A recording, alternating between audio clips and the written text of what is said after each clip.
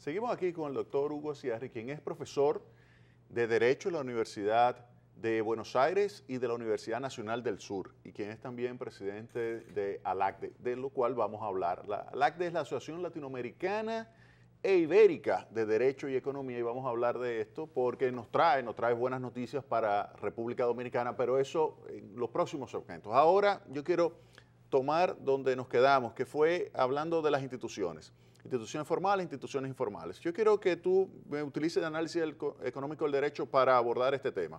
Y ahora tenemos un código laboral en la República Dominicana que tiene ciertas restricciones o ciertas condiciones que tú tienes que cumplir para tú emplear a una persona. ¿Qué sucede? Alrededor del 60% del empleo en República Dominicana es informal. ¿Cómo tú interpretas eso con relación a la existencia de este código laboral y ese resultado de que más de la mitad está trabajando fuera de ese código laboral? Dividamos en dos partes. La primera parte es, hay una creencia popular que el enforcement, es decir, hacer que las instituciones se cumplan en la realidad, es infinitamente posible. Que tú desde el gobierno haces una ley y puedes hacer cumplir esa ley siempre con un 100% de probabilidad, con un 1 de probabilidad. Pero en la vida real sabemos que esto no es así.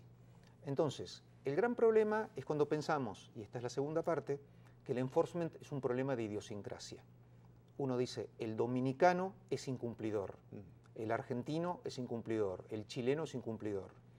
Y nos encontramos con la sorpresa de que cuando el dominicano, el argentino o el chileno viajan a otro país que se considera cumplidor, empiezan a ser más cumplidores. Entonces, a veces nos damos cuenta que el problema de enforcement, el problema de que no se cumplan las normas como están previstas, no es de la idiosincrasia de los agentes a los que se dirigen, sino del mal diseño de las instituciones. La conducta humana no es infinitamente maleable e infinitamente dirigible por cualquier cosa que se plasme en un papel. Esto hace que efectivamente a ciertos diseños institucionales que tienen ciertos problemas muy importantes de implementación, se produzca un escape frente a esos esquemas y se produzca la informalidad. Entonces, ese es uno de los temas también interesantes para el análisis económico del derecho, tanto que hay algunas obras que hablan de un tema que se llama lawlessness and the law, la falta de derecho y el derecho. Cómo se opera en aquellos mundos, en aquellos escenarios en los cuales los agentes se salen del derecho para actuar informalmente. El profesor Dixit ha trabajado en esto, de Princeton. De Princeton, Enrique Gersi y Hernando de Soto han trabajado también en el sistema peruano. Hay una gran cantidad de literatura que trabaja en ese tema. Pero lo importante, me parece a mí, es dejar esta idea optimista. No es un problema que está en nuestros genes, ni en el agua que tomamos, que los latinoamericanos incumplimos más las normas. Tenemos posibilidad de diseñar mejor las normas y de tomar otras medidas sociales que hagan que estas normas sean más cumplibles. O sea, que tú piensas que un código laboral que genera como resultado el 60% de informalidad tiene que tener algo... Es malo. Voy a decirlo en términos, es malo. Yo le iba a poner más diplomático para preparar el terreno para que tú fueras a decirlo más sencillito, así. Es poco diplomático, yo creo que es malo. Cuando hacemos esas cosas estamos actuando equivocadamente en términos sociales. Y esto, vuelvo al principio, esto es, a veces estamos educados, los abogados en Latinoamérica, para pensar que lo nuestro es un juego como el ajedrez, como el Go, como el backgammon, un juego entre expertos en el que movemos entidades ideales. Entonces decimos, hicimos un código tan bueno como el francés, como el sueco o como el del Estado, cualquiera de los Estados Unidos. ¿Por qué no va a funcionar bien acá? Y cuando lo implementamos decimos, bueno, lo que pasa es que el dominicano no cumple. Entonces, lo que hicimos es como un médico cuando equivoca la medicina. La medicina que es buena para un paciente no es buena para todos los pacientes, ni siquiera para todos los pacientes que tienen la misma enfermedad genérica. ¿Cómo desde el análisis económico del derecho se puede convencer a los políticos, a los sindicatos, a los empresarios y a los congresistas de que se pongan todos de acuerdo para entonces tener un código laboral que permita una reducción de ese grado de informalidad, asumiendo que la informalidad tiene un nivel de bienestar inferior que el nivel de bienestar que tendría la sociedad si fuera más formal? Yo no soy tan optimista para pensar que hay una receta para convencer a la gente de que el análisis económico del derecho es mejor. Yo lo que creo es que estas son obras de largo plazo y lo que podemos hacer a veces es mostrar cómo algunas normas pueden ser mejores para todos. Y hay casos bastante sencillos en la sociedad en un montón de ámbitos. Si tú quieres pensar en lo laboral, tú tienes que pensar en alguna norma que sea mala tanto para los sindicatos cuanto para las empresas. Hay normas que son mera burocracia que llevan a un exceso de actividad por parte de las dos grandes partes implicadas, trabajadores y empresas, y no redundan en beneficio para ninguna. Cuando encontramos una norma de esas, vemos que el beneficio social de esa norma es negativo, no funciona para nadie, no mejora las cosas para nadie. Pero el derecho no suele hacer este cálculo o no suele hacer este tipo de evaluación de un modo sistemático. Suele ser sedimentario. Queda una norma, se agrega otra, se agrega un parche, y este modo de pensar tradicional es el que nos lleva a muchas ineficiencias. Si nos sentamos y pensamos, bueno, pensemos como gente razonable, como decía Borges, complotémonos para ser razonables.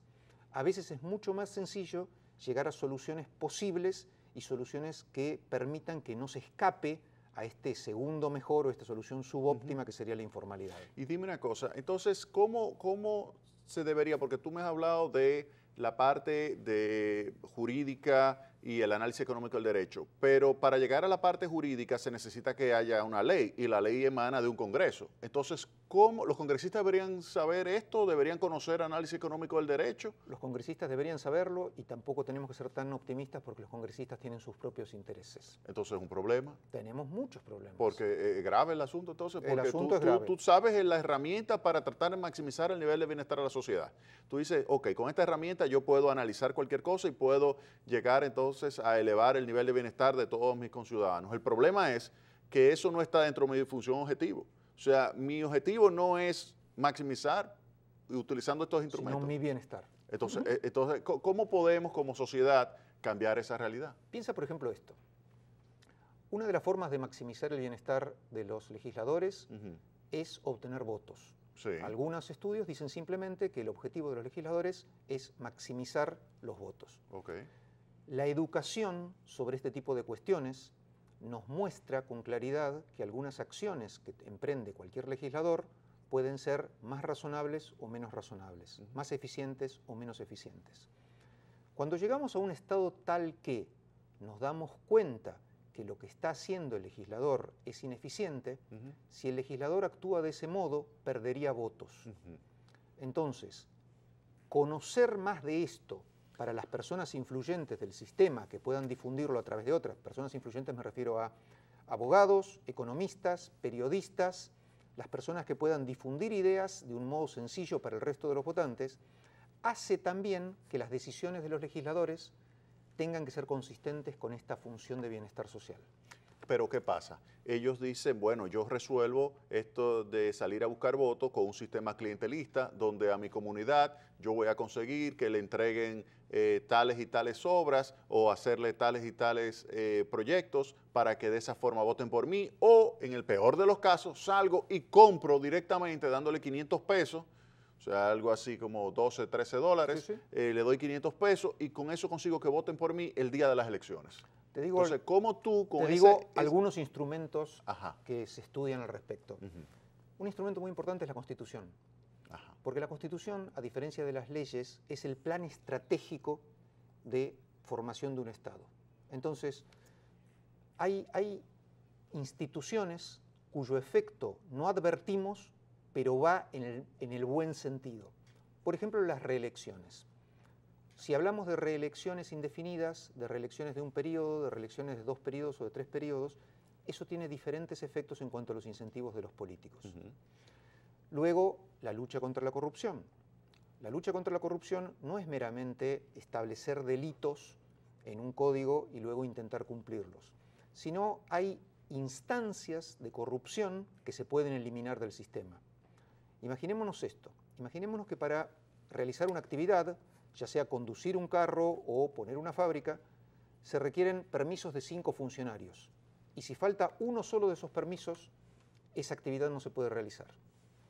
Si los funcionarios fueran corruptos, la persona que quiere realizar esa actividad tiene 5 personas que pueden impedir la realización de esa actividad.